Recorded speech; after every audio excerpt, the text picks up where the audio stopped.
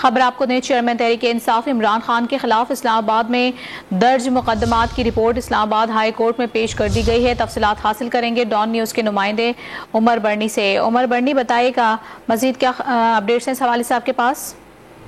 جی بالکل، اسلام آباد high court کے چیف جسٹس عامر فاروق نے سابق وزیر اعظم عمران خان کی گرفتاری سے بچنے کے لیے دائر درخواست پر سماعت کی۔ دوران سماعت عمران خان کے خلاف اسلام آباد میں درج مقدمات کی تفصیلات عدالت میں پیش کی گئی۔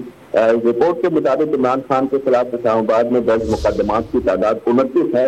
سرکاری وکیل نے موقف اپنایا کہ عدالت کے حکم پر کیسز کی تفصیلات عمران خان کو فراہم کر دی گئی ہیں۔ عمران خان نے تفصیلات کی فراہمی کے لیے ابھی تک قانون کے مطابق رابطہ نہیں کیا۔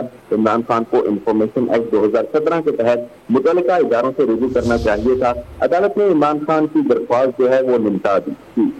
ٹھیک ہے عمر مہتاب برنی، آپ تفصیلی طور پر آگاہ کر رہے تھے، بہت شکریہ آپ کا۔